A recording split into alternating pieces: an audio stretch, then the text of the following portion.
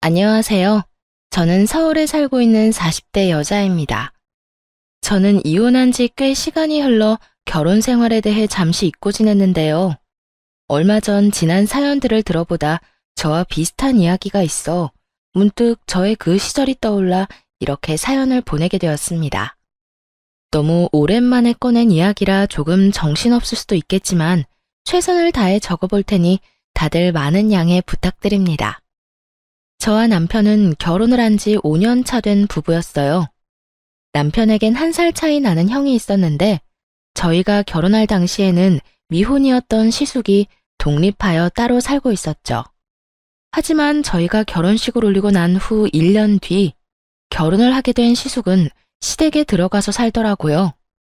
시숙이 집을 마련할 능력이 안 되는 것도 아니었고 오히려 사업이 잘 되는 편이라고 들었는데 독립한 사람이 합가를 한다고 하니 의아할 수밖에 없는 상황이었어요. 심지어 형님 집안 역시 부유한 편이라고 들었던 터라 여러모로 갑작스러운 합가는 의아할 수밖에 없는 상황이었습니다. 그러던 어느 날 남편이 씩씩거리며 그 의아한 상황이 일어나게 된 이유를 설명해 주더라고요. 진짜. 장남이면 다야? 짜증나, 진짜. 왜, 무슨 일인데? 아주버님이랑 다퉜어? 내가 형이랑 싸움이나 되겠어? 엄마가 형만 감싸고 도는데? 우리 엄마는 진짜 왜 그러는 줄 모르겠어. 요즘 세상이 어떤 세상인데 그저 장남, 장남, 장남. 혼자 살 때도 나가 살던 형이 결혼까지 했는데 왜 합가했다는 줄 알아? 엄마가 글쎄 사업자금을 대준다고 했대. 사업자금? 아, 그래서 합가하신 거야? 그래. 사업자금 주는 조건으로 합가하라고 했대. 형이랑 형수는 신나서 들어간 거고. 이게 말이나 돼? 우리 결혼할 때는 돈이 다 묶여서 땡전 한 푼 안 주시더니 형한테는 얼마나 들지도 모르는 사업자금을 지원해 주신다는 게 말이나 돼?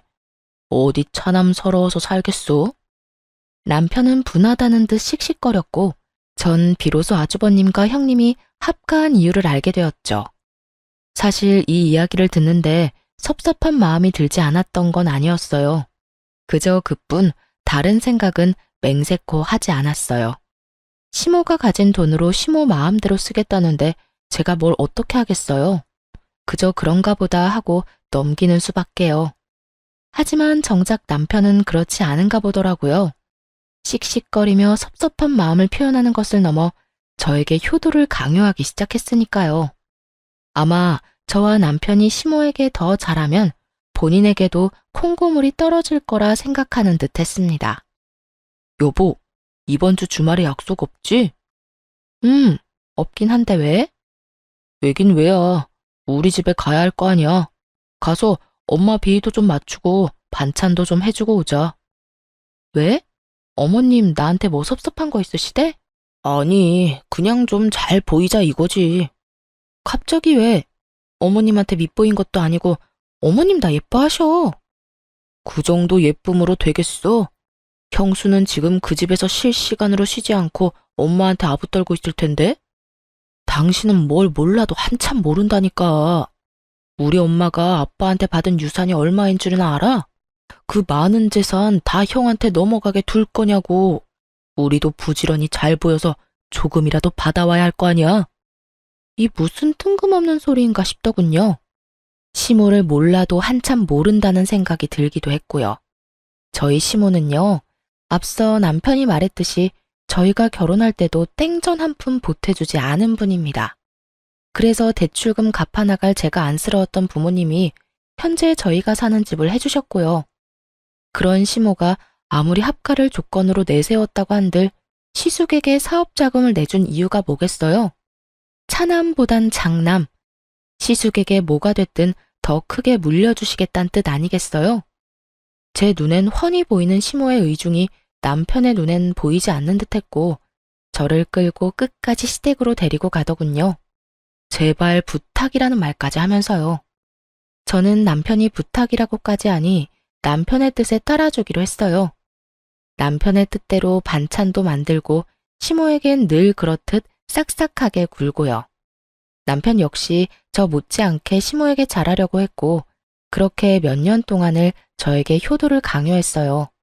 그 시간 동안 제가 시모에게 잘한 건 재산 때문은 아니었어요.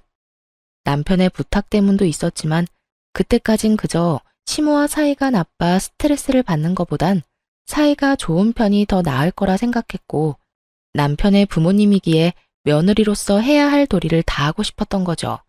거기에다 시모와 함께 사는 형님의 안색이 날이 가면 갈수록 좋지 않아지니 딱 발길을 끊을 수도 없더라고요. 어머님, 형님, 저 왔어요. 왔어, 동서? 어머, 이건 다 뭐야? 그렇지 않아도 바쁜 사람이 빈손으로 오지. 매번 뭘 이렇게 바리바리 싸서 와? 에이, 이 정도 반찬 만들 시간은 있어요. 저희 먹을 거 만드는 김에 조금 더 만들면 되는걸요. 그런데 형님 안색이 어디 아파요? 안색이 너무 안 좋아요. 나? 아니, 그냥 좀 피곤해서 그래. 요즘 좀 피곤하네. 혹시 임신 아닐까요? 아니야. 그냥 말 그대로 좀 피곤해서 그래. 형님은 그저 피곤하다고 했지만 아무래도 그저 피곤한 안색이 아니었어요. 하지만 그렇다고 해서 계속 캐물을 수도 없는 노릇이었죠. 그래서 전 그저 갈 때마다 반찬을 만들어가며 형님의 일손을 덜어주었고 형님은 그런 제 마음을 고맙게 받아주곤 했어요. 제가 이렇듯 효도를 가장해 형님에게 도움을 주는 사이 남편은 시모에게 잘 보이려 갖은 노력을 하더군요. 엄마, 아들 왔어. 왔니? 바쁠 텐데 뭘 이렇게나 자주 와? 자주는 무슨? 생각 같아서 나도 들어와서 살고 싶은 걸 참고 있으니까 그런 섭섭한 말 하지 마. 아픈 데는 없지? 식사는 하셨어? 오늘도 엄마 며느리가 엄마 드시라고 반찬 만들어 왔어. 엄마 둘째 며느리 음식 좋아하시잖아. 나밖에 없지? 음식은 며느리가 만들었는데 생색은 왜 자기가 낸대? 웃기는 녀석일세. 둘째야, 고생했다. 매번 이렇게 싸우는 거 힘들지 않아? 네, 괜찮아요. 저희 거 하는 김에 더 하면 되는 거예요. 형님은 어머님까지 모시고 사는데 저는 이런 거라도 해야죠. 맛있게 드셔주시니 그저 감사하답니다. 모시고 살기는 무슨, 내가 모시고 사는 거지. 내 집에서 내 돈 쓰면서 편하게 사는데. 이런 분위기로 만들려고 한 말은 아니었는데 순식간에 찬물 엎은 분위기가 되어버리니 어찌해야 할 바를 모르겠더라고요. 제가 아무런 대답도 하지 못하고 미안한 마음에 형님 눈치를 살피는데 형님이 저를 보며 괜찮다는 입모양을 해주며 미소를 지어주더라고요. 남편 역시 갑자기 싸해진 분위기를 살피다 시모의 기분을 풀어주려 애썼고요. 에이, 우리 엄마 또 이런다. 우리 엄마 시장하시구나. 얼른 식사합시다. 자자, 둘째 며느리가 만든 비장의 반찬 장조림도 있다고요. 얼른 식사들 합시다.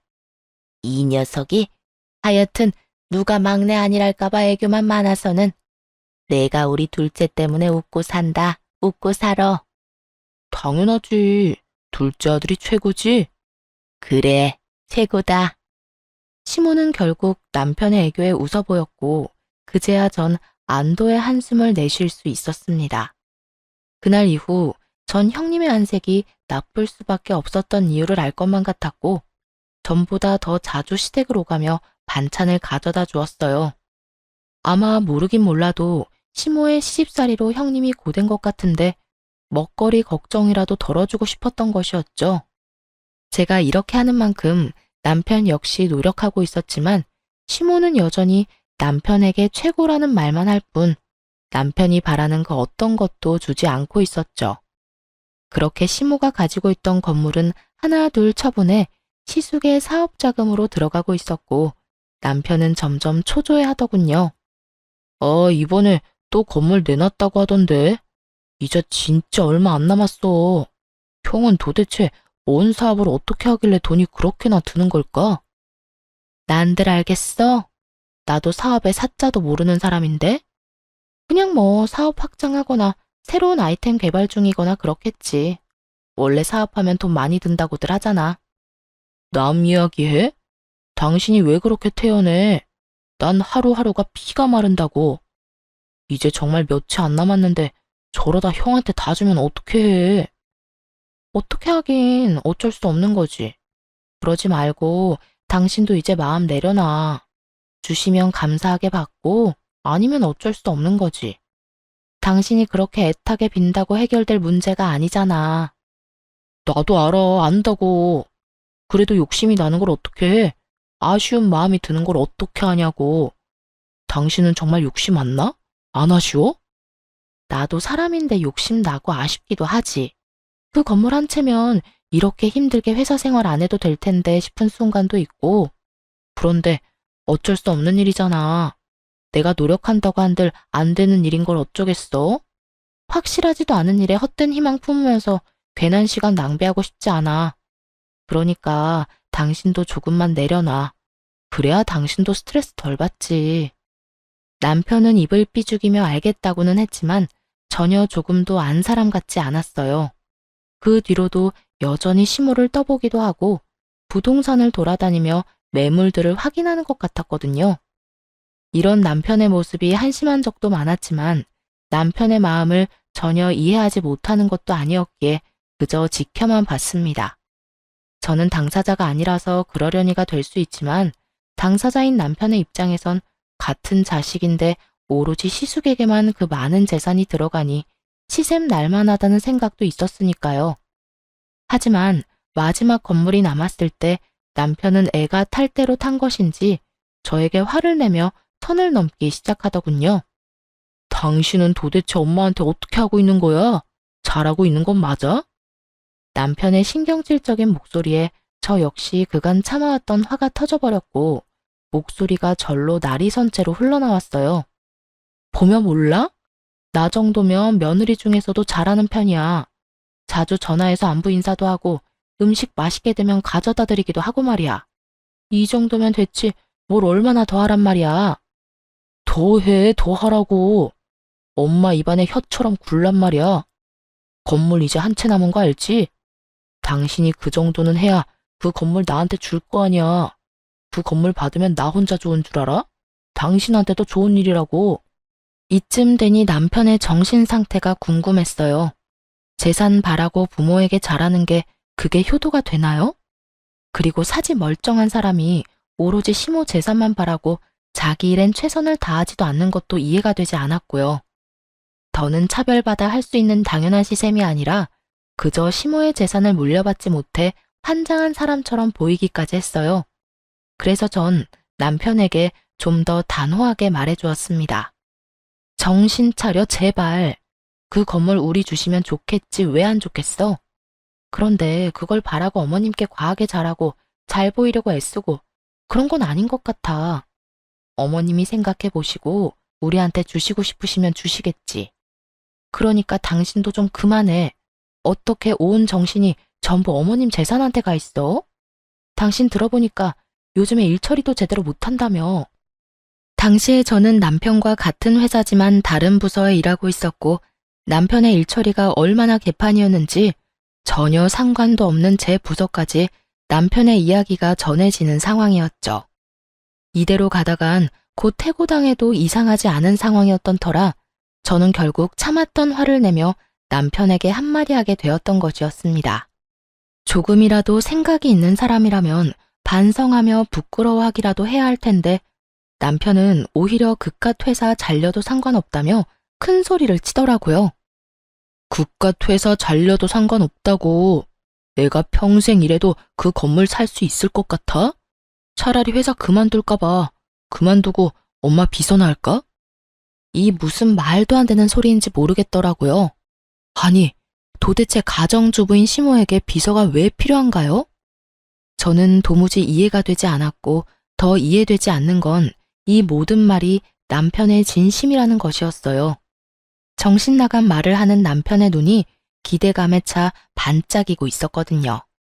전 그런 남편에게 고함을 빽 질러버렸어요. 당신 정말 미쳤어? 정신 좀 차려, 제발. 그리고 어머님이 일을 하는 것도 아니고 가정주부가 비서가 왜 필요해? 다시 한번 그딴 말 하기만 해. 효도고 나발이고 시댁에 발길도 하지 않을 테니까. 뭐? 당신 진심 아니지? 진심이야. 난 당신처럼 어머님 재산 바라지도 않아. 내 몸 멀쩡한데 내가 쓸 만큼만 벌면 되지. 난 그저 당신 엄마니까 그 감사함으로 어머님께 잘하려고 한 거지. 당신처럼 재산 바라고 이때껏 그랬던 거 아니었다고. 그러니까 당신도 더는 이상한 말 하지 말고 회사 일에나 신경 좀 써. 알겠어? 알겠어. 그런데 당신 이때까지 했던 것처럼 우리 집에 잘할 거지? 남편은 저의 단호한 태도에 한 발 물러서긴 했지만 끝까지 저의 화를 돋웠고 전 그런 남편에게 확실하게 말해주었어요. 당신 한 번만 더 그딴 소리 물으면 나 다신 어머님께 전화도 안 한다. 그리고 어머님 재산 이야기도 다신 꺼내지 마. 그딴 이유로 나한테 잘하라고 하는 거면 나 진짜 어머님이랑 확 싸워버릴 거니까. 알겠어? 알겠어. 남편은 여전히 정신을 차리지 못한 듯 했지만 적어도 저에게 더는 이상하고도 정신 빠진 소리는 하지 않더라고요. 불안하기도 했지만 한편으론 제 눈치를 보느라 일은 제대로 하는 것 같으니 다행이다 싶긴 했습니다. 그렇게 불안하지만 평화로운 나날들이 지나가고 있었고 저는 건물에 대해선 까맣게 잊은 채 지내고 있었어요. 그런데 어머님께 전화가 오더라고요. 남편과 그런 일이 있고 난 뒤 일부러 시모와 거리를 둔 것도 있긴 했지만 일도 바빠졌던 터라 통화한 지 오래되어 조금은 반가운 마음으로 전화를 받았어요. 어머님, 웬일이세요? 너무 오랜만이에요. 요즘 바쁘니? 연락도 없고 무슨 일이 있나 해서 전화했다. 아, 요즘 회사에 일이 좀 바빠서 연락 못 드렸어요. 잘 지내시죠? 아픈 곳은 없으시고요? 나야 늘 똑같지. 난 또 연락 없길래 네가 내 재산 포기했나 했지. 조금 황당했어요. 갑자기 웬 재산 타령인가 싶어서요. 결혼 이후 단 한 번도 시모에게 재산 이야기를 꺼낸 적도 없었기에 더욱 황당했죠. 그래서 전 시모에게 황당하다는 듯 웃으며 되물었어요. 근데? 어머님, 그게 무슨 말씀이세요? 전 어머님 재산 바란 적 없는데요. 그러니? 난 네가 반찬도 만들어 오고 나한테 잘하길래 내 재산 바라고 그러는 줄 알았지. 그런 마음으로 한 행동 아니에요, 어머님. 그저 전 며느리 된 도리를 지키려고 했던 것뿐이에요. 반찬이야 매번 말씀드렸던 대로 저희 거 하는 김에 좀 더 해서 가지고 갔던 거고요. 그러니까 그렇게 말씀하지 마세요. 저 조금 섭섭해지려고 해요. 그러니? 네 남편은 생각이 좀 달라 보이던데 넌 아니라니 그리 믿으마. 하여튼 내일 주말인데 어디 가니? 내일이요? 정해진 건 없는데 왜 그러세요? 무슨 일 있으세요? 아무 일 없어. 다름이 아니라 약속 없으면 와서 반찬 좀 하거라. 네가 만든 반찬이 먹고 싶구나. 이상했어요.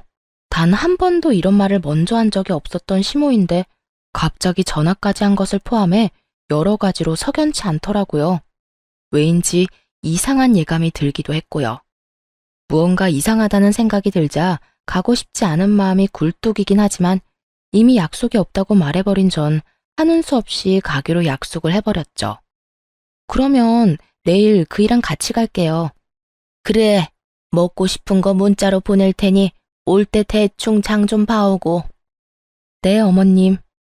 전화를 끊자마자 시모에게선 먹고 싶은 음식 리스트들이 왔고 대부분 시모가 좋아하는 음식이 아닌 형님이 좋아하는 음식들이더군요.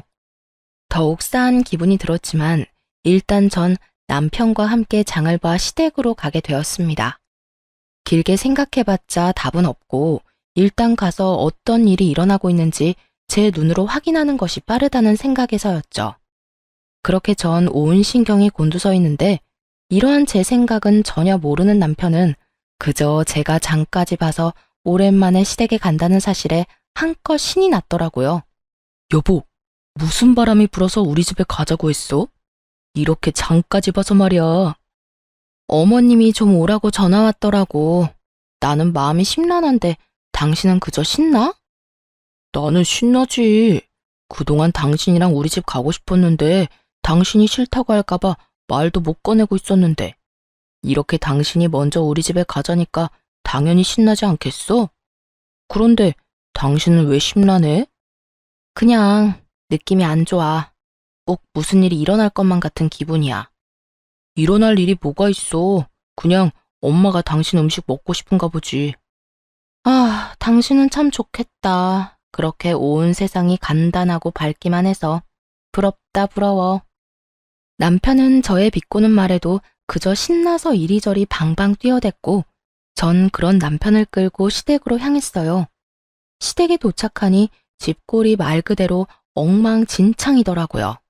늘 모델하우스처럼 깨끗한 상태를 유지하는 집이었는데 바닥엔 머리카락이 굴러다니고 설거지는 산처럼 쌓여있는데도 욕실엔 마땅한 수건 한 장이 없더라고요. 전 깜짝 놀라 섣불리 아무것도 건드리지 못하고 있었고 남편은 시모를 부르더군요. 남편의 부름에 시모는 눈을 비비며 안방에서 느긋하게 걸어 나왔고요. 엄마! 엄마! 왔니? 깜빡 잠들었네. 언제 왔니? 막 왔어. 그런데 집골이 왜 이래? 형수는? 남편은 당연스럽게 형님에 관해 물었고 시모는 남편의 말에 대답하기도 싫다는 듯 저를 향해 몸을 돌리며 이렇게 말을 하더군요. 둘째야, 장 봐온 건 주방에 두고 일단 청소부터 좀 하거라. 빨래도 해야 하고 여러 가지도 엉망이야. 집안일 좀 대충 하고 그리고 음식 만들려무나 부탁 좀 하마. 네? 아, 네. 왜 제가 해야 해요? 이딴 말은 나오지도 않았어요. 집안 상태가 심각한 만큼 시모의 표정도 심각했고 전 그저 네라는 대답밖에 나오지 않았어요. 그렇게 전 쌓여있는 집안일들을 하고 음식들을 해냈고 상을 다 차리고 나니 시모가 이렇게 말하더군요. 어머님, 식사하세요. 그래. 다 했니? 고생했다. 그런데 오늘은 이만 집에 가거라. 밥은 다음에 같이 먹자꾸나. 이건 도대체 무슨 경우인가 싶더라고요. 하루 종일 뼈 빠지게 집안일 시키고 음식까지 다 만들어서 상까지 차렸더니 이제 와서 밥도 먹이지 않고 집에 가라뇨. 심지어 저녁 시간대가 지나도 한참 지난 시간이라 당연히 저녁밥을 먹고 간다고 생각했던 터라 이만 집으로 돌아가는 시모의 말은 황당하기까지 했어요. 남편 역시 저와 생각이 같았는지 시모에게 되물어보더라고요. 어? 집에 가라고? 저녁 먹고 집에 가라는 게 아니라? 그래, 오늘은 이만 가. 왜? 지금 시간이 몇 시인데 나 배고프단 말이야. 하루 종일 집안일 하느라 힘이란 힘은 다 썼는데 밥도 안 먹이고 보낼 거야? 남편은 떼를 부리기 시작했고 그런 남편의 모습에 시모는 한숨을 내쉬는가 싶더니 이내 진지한 얼굴로 이렇게 말하더군요. 아들, 엄마가 오늘 네 형수랑 진지하게 할 이야기가 있어서 그래. 그러니까 오늘은 그냥 좀 가. 둘째야, 고생 많았을 텐데 오늘은 네가 이해 좀 해주렴. 내가 네 형님이랑 긴히 나눌 이야기가 있어서 그래. 곧 네 형님 오기로 했으니까 오늘은 이만 돌아가려무나. 그제야 남편은 상황의 심각성을 깨달은 것인지 제 손을 잡아 끌며 집에 가자고 하더라고요. 전 그런 남편의 손에 이끌려 집으로 왔고 얼마 지나지 않아 형님에게 전화가 왔습니다. 동서, 오늘 고생 많았지? 아니에요. 그런데 어떻게 하셨어요? 어머님이 저 왔다 갔다고 하시던가요? 급하게 저희 보내길래 비밀로 하고 싶어 하는 것 같아서 일부러 형님한테도 전화 안 했는데요. 아니, 어머님은 아무 말 안 했지. 어머님 댁에 가보니까 동서가 한 음식이 있길래 그제야 동서가 와서 그 고생을 한 걸 알았어. 고생은 무슨 고생이에요. 하나도 힘 안 들었어요. 그런데 형님, 어머님 댁에 안 계세요? 말씀하시는 거 들어보니 그런 것 같아서요. 오늘 어머님 집 꼴도 그렇고 여러모로 무슨 일이 있긴 있는 것 같은데 어머님도 별말 안 하더라고요. 그게 나 요즘 친정에 있어. 아무래도 이혼할 것 같아. 남편이나 어머님한테는 이미 이혼할 거라고 말 다 했고 동서한테는 말해야지 하다가 이제서야 말하네. 미안해. 갑자기 이혼이라니 무슨 일이 있을 거라 생각은 했지만 이혼은 전혀 생각지도 못한 전개라 이게 무슨 일인가 싶더라고요. 부부 사이 문제니 자세한 내막은 알 수 없었지만 시댁에 갈 때마다 형님과 시숙 사이엔 큰 문제가 있어 보이기는커녕 사이가 너무 좋아 보였으니까요.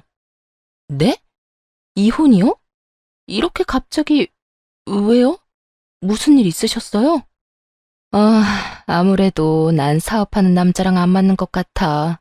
어머님도 한몫했고 동서는 잘 모르는데 어머님 이제 얼마 남지도 않은 재산 가지고 얼마나 생색내는 줄 알아?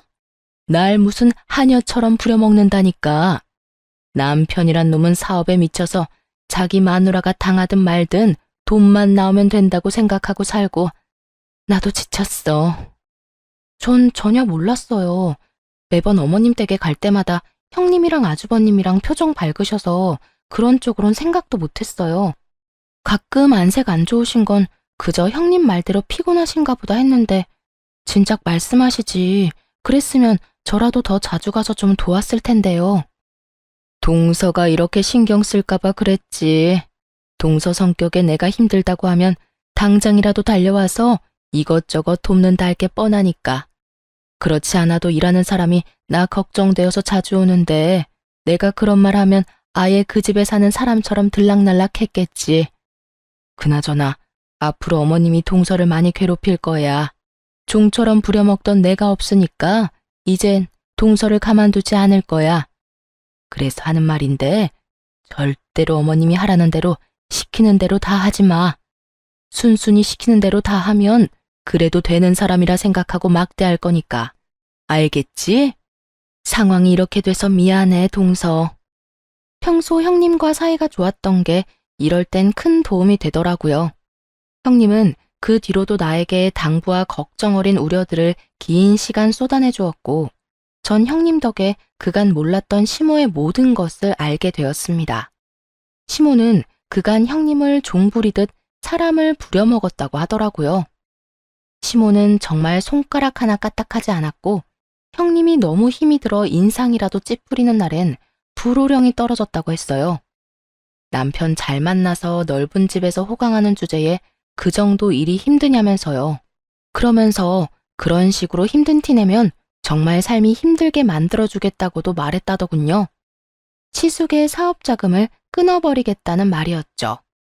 형님은 시숙의 앞길을 막을 수 없었기에 그저 시모가 시키는 대로 호구처럼 살았고 이 모든 상황을 시숙은 뻔히 다 알면서도 그저 지켜봤다고 하더군요.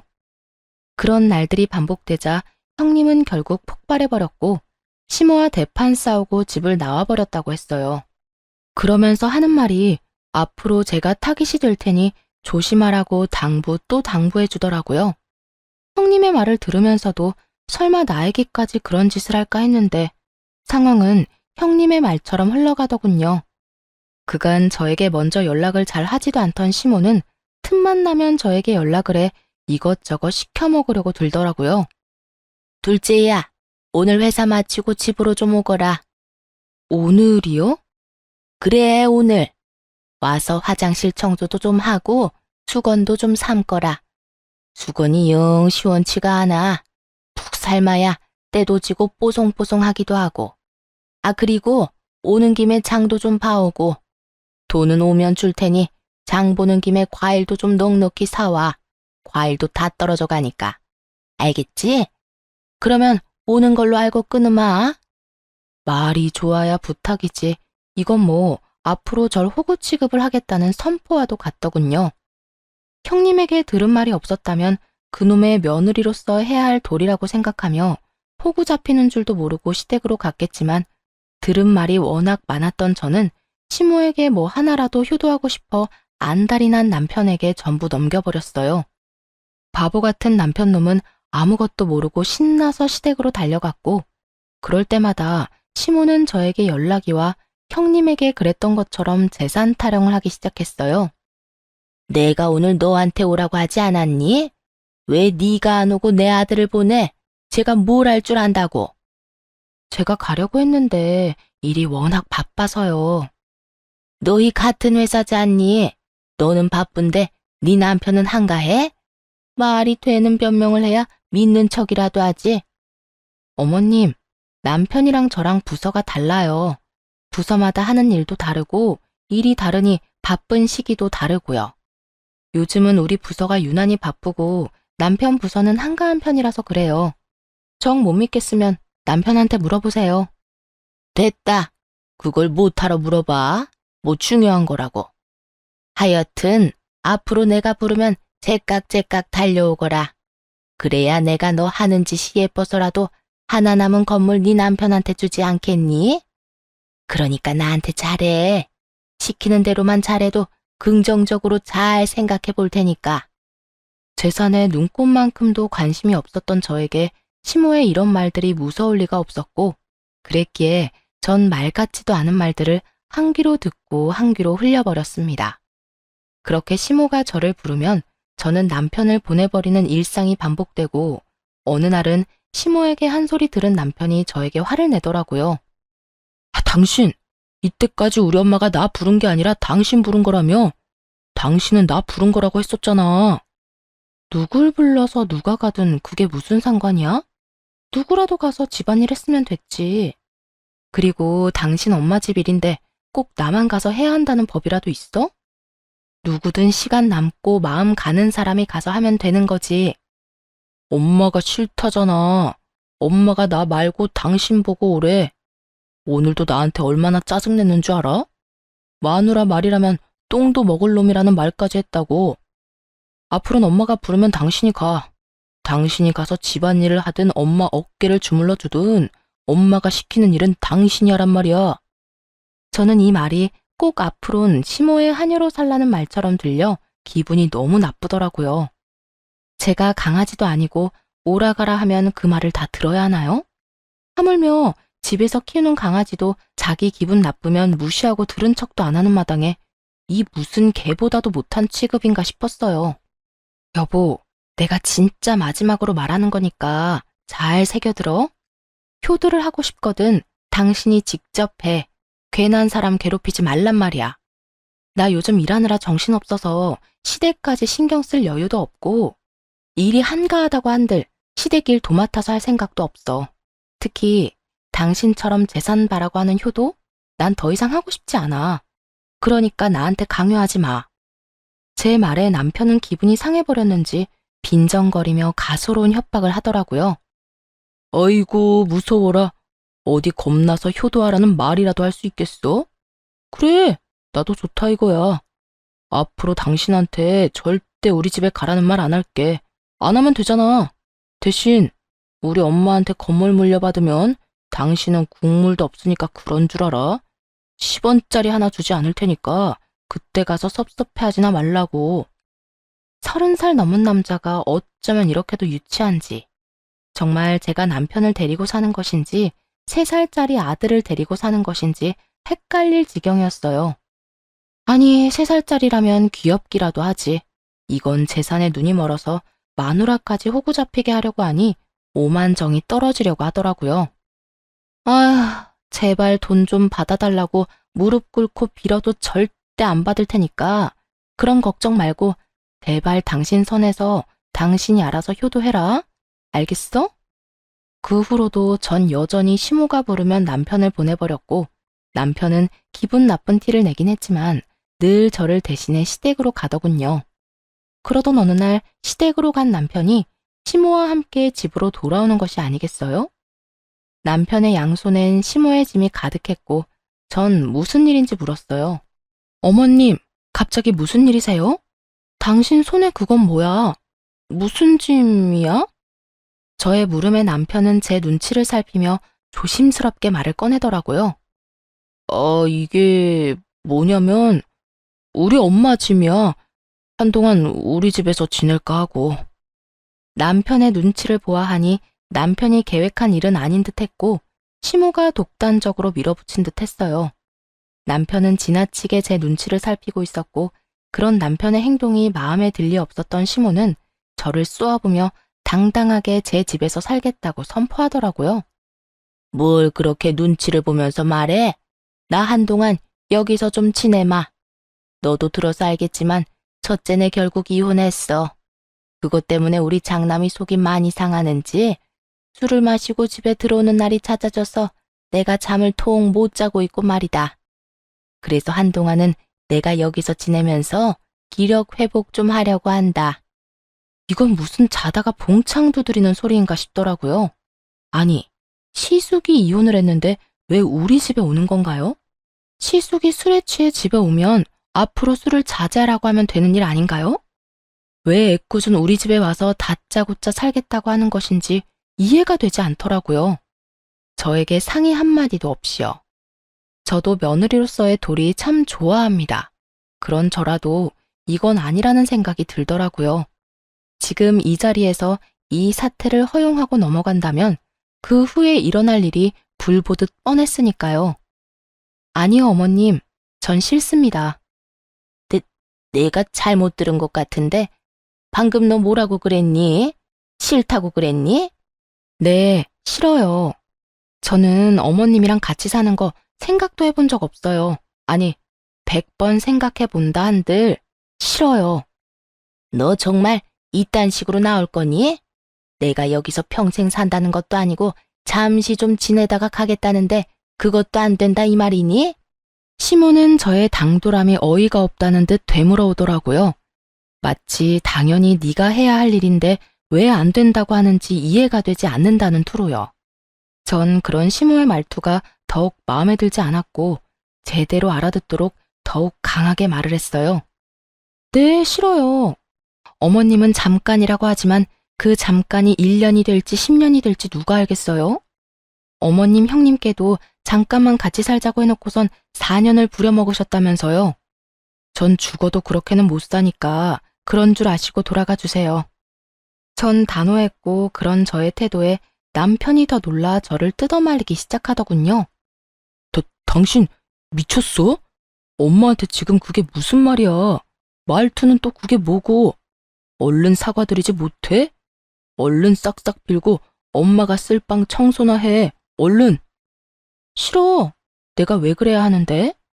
그리고 당신 잊었나 본데 여기 우리 집에서 해준 내 집이야. 명의도 내 명이라고. 이딴 집 몇 푼이나 한다고 이 유세인지 모르겠네. 그래, 네가 나가라니 내가 나간다마는 이 한 가지는 똑똑히 알아둬라. 내가 이 집에서 한 발이라도 나가는 순간 내 아들도 이 집에서 나가는 거야. 이 말이 무슨 말인 줄 아니? 네가 날 이 집에서 내보내면 내가 너희 이혼시키겠다는 말이야. 그래도 내가 이 집에서 나가길 바라니? 넌 절대 날 이 집에서 내보내지 못해. 라는 시모의 속마음이 들리는 듯 했어요. 착각도 유분수지. 어떻게 저런 착각을 할 수 있는 것인지 참 황당하더라고요. 여기서 시모를 따라 나가 저하고 이혼을 하겠다는 남편이면 저도 그깟 이혼 웃으면서 할 수 있다는 걸 시모는 전혀 모르는 듯 했어요. 남편 역시 마찬가지였고요. 전 아주 큰 착각을 하고 있는 두 사람을 향해 이렇게 말했어요. 네?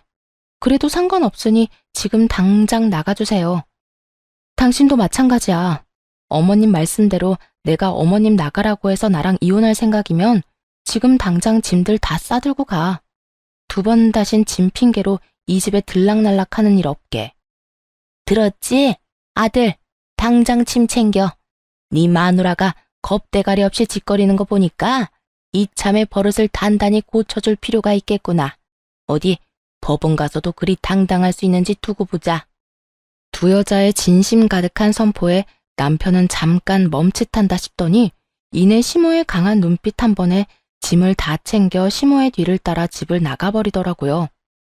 오만정이 떨어졌던 남편이긴 했지만 이혼만은 하기 싫어 마지막 기회를 줬던 것인데 그 기회를 발로 뻥 차버리는 남편을 보며 저 역시 굳게 마음을 다잡게 되었죠. 쇳불도 당김에 빼라고 전 남편이 집을 나간 바로 다음 날부터 이혼 준비를 시작해 남편에게 통보해버렸습니다. 여기 이혼 서류 도장만 찍으면 돼. 기어코 이혼을 하자고? 당신도 짐까지 싸서 나갔을 땐 이 정도는 각오했던 거 아니었어? 위자료, 재산 분할 잘 살펴봐. 소송까지 하려면 그래도 되고. 난 당신이 어떻게 하든 다 준비돼 있으니까. 그런데 될 수 있으면 빨리 끝내고 싶으니까 합의를 하든 소송을 하든 잘 생각하고 결정 빨리 내려줬으면 좋겠어. 당신이야말로 잘 생각해. 당신 나 없이 살 수 있어? 나랑 이혼하면 회사는 어떻게 다니게? 자신 있어? 정말 나랑 이혼할 수 있겠어? 그까짓 이혼이 뭐라고? 해야 할 상황이면 그냥 하는 거지. 그리고 착각 좀 하지 마. 나 당신 없이 잘 살 수 있고 내가 잘못해서 하는 이혼도 아닌데 회사 생활까지 걱정해야 하는 거야? 요즘 세상에 이혼 좀 한다고 별 문제될 게 있겠어? 그러니까 이상한 걱정하지 말고 결정이나 빨리 해. 남편은 한치의 흔들림도 없는 저를 보며 차라리 잘 됐다는 듯 이혼에 동의하더군요. 조건도 제가 내세우는 대로 다 해준다면서요. 그래, 하자. 당신 말대로 그까짓 이혼 하면 되지 뭐. 조건도 당신이 원하는 대로 다 해줄 테니까 빨리 이혼해. 그까지 푼 돈 얼마든지 줄게. 어차피 난 엄마한테 건물 받을 건데 그깟 돈 아껴서 뭐 하겠냐? 그래, 참 부럽네. 그 건물 부디 꼭 당신이 받길 바래. 그러면 합의한 걸로 알고 있을게. 법원에서 보자. 그렇게 전 다른 분들에 비해 비교적 빠르고 깔끔하게 이혼을 할 수 있었습니다. 결혼 생활 내내 저를 괴롭게 만들었던 시모의 재산은 결국 저의 이혼에 큰 도움이 되더군요. 전 남편이 정말로 저의 뜻대로 제가 내세운 조건에 맞춰 이혼을 해주었으니까요. 정말이지 그 재산에 감사한 마음이 다 들더군요. 그렇게 이혼이 확정되던 날, 전 남편은 저를 보고 비웃으며 이렇게 말하더군요. 멍청하긴. 가만히 있으면서 엄마하고 내가 시키는 대로만 했어도 돈방석에 앉았을 텐데 괜한 고집부리다 이혼녀 딱지나 붙게 되고 꼴 좋다. 나만 이혼녀 됐다는 듯이 말한다. 내가 이혼녀면 당신은 이혼남이야. 그리고 돈방석? 그래, 어디 두고 볼게. 당신이 돈방석에 앉게 될지 아니면 쪽박을 차게 될지 당신이야말로 후회하지 마. 왜 이렇게까지 말을 했냐고요? 다 이유가 있었어요. 사실 전 시모가 가진 것은 아무것도 없는 상태였거든요. 형님에게 들은 바로는 전 남편이 철석같이 믿고 있는 건물마저 진작 처분해 시숙에게 투자한 상태였고 시숙은 그마저도 날려먹었다고 하더라고요. 사업이 잘 돼서 끊임없이 자금을 주고 있었던 것이 아니라 차리는 족족 망해서 끊임없이 자금을 퍼붓고 있었던 것이었어요. 연달아 사업을 말아먹은 시숙은 날마다 술을 퍼마시고 다니고 있었고 그 꼴이 보기 싫어 시모는 제 집까지 온 것이었어요. 처음부터 이러한 사실을 전 남편에게 숨기려고 한 것은 아니었어요. 처음엔 이런저런 일로 피곤해서 말하지 못했고 그 뒤론 정말 새까맣게 잊어버려 말을 못하고 있었던 것이죠. 그런데 그 뒤로 많은 일들이 일어나며 이혼까지 하게 되었으니 더욱 말할 필요가 없어진 상황이었어요. 후회? 내가 후회를 왜 해? 내가 너처럼 멍청한 줄 알아? 난 적어도 내 밥그릇은 내가 알아서 챙겨. 너처럼 눈앞에서 놓치지 않는다고. 그러니 너나 땅을 치고 후회하지 마. 이렇듯 끝까지 저에게 헛소리만 하는 전 남편을 보며 후회할 사람은 너라는 말을 속으로 얼마나 되뇌었는지 모릅니다. 이혼을 하고 난 후 전 남편, 시모 모두를 바로 차단해버렸습니다. 혹시나 하는 상황에 대비해 집도 세를 줘버렸고 회사도 이직을 해 다른 지역으로 이사까지 와버렸죠. 그 후 형님에게 전해 들은 바로는 재산을 전부 시숙에게 투자한 것을 알아버린 전 남편이 저를 찾아 나섰다고 하더라고요. 제가 연락이 되지 않자 형님에게까지 연락이 와 재산은 전부 날린 것이 맞냐, 정말 저와는 연락이 되지 않냐 등등 몇 번이고 물었다고 했어요. 저를 찾아다니는 검은 속내는 뻔했어요. 전 남편은 저에게 위자료를 주기 위해 대출까지 받은 상태였고 그거에다 시모에게 속아 퇴직금까지 미리 받아 시숙에게 다 줘버려 빚쟁이 신세였거든요. 그러니 어떻게 해서든 저에게 들러붙어 어떻게 해서든 한 푼이라도 받아가려 저를 찾아 나선 게 뻔히 보이지 않겠어요? 전 시모도 전 남편과 처지가 별반 다르지 않다고 하더라고요. 어머님도, 아니, 그 아줌마도 별반 다르지 않아. 있는 재산 다 첫째 아들한테 다 갖다 주고 깡통 차니까 둘째 아들 돈까지 끌어다 난리를 부리다가 이혼까지 하게 만들었으니 어쩌겠어? 그냥 빚쟁이 두 아들 둔 빚쟁이 엄마가 된 거지. 하나 있던 집까지 다 말아먹고 요샌 단칸방 월세살이 한다고 하더라. 다 큰 아들 둘 끌어안고 오순도순 잘 살아보라지 뭐. 동서는 이제 이쪽으론 신경도 쓰지 말고 관심도 주지 말고 거기서 잘 살아. 나도 이제 그 집 신경도 안 쓸 거야. 세 인간 모두 빚쟁이가 되었다는 말을 듣는데 참 잘된 일이다 싶었어요. 그렇게 재산 믿고 사람을 괴롭혀대더니 딱 어울리는 벌이다 싶었으니까요. 이 소식을 마지막으로 전 시댁의 소식은 들을 수 없었고 그렇게 그 지긋지긋한 인연도 끝이 났습니다. 전 이직한 회사에서 잘 지내고 있어요. 얼마 전 승진도 했고 회사 사람들과 잘 지내고 있죠. 사연 처음에 말씀드린 대로 이혼을 한 지도 꽤 많은 시간이 흘러 특별한 일이 없는 한 요즘엔 그 시간들을 잊고 잘 살고 있습니다. 지금까지 연애라고 단정 지을 만한 관계를 맺은 적도 없고 앞으로도 그럴 생각이 전혀 없는 상태예요. 그렇다 보니 결혼 생각도 전혀 없고요. 그저 아직까진 휴일엔 저를 위한 시간을 보내고 가끔은 여행도 다니는 게 참 좋더라고요. 생각보다 혼자 하는 여행길에서 제가 보고 느끼는 많은 것들이 더 큰 의미가 있다는 생각에 한동안은 계속 혼자 지내보려 합니다. 최근엔 기타를 배우고 있는데요. 손가락도 다치고 물집도 생기긴 하지만 그 모든 걸 감수할 만큼 즐거워 한동안은 기타 배우는 재미에 푹 빠져 지낼 듯 합니다. 이 정도면 혼자 지내는 것도 꽤 괜찮지 않나요? 이로써 저의 사연은 끝이 났습니다. 지금까지 긴 사연 들어주셔서 감사합니다.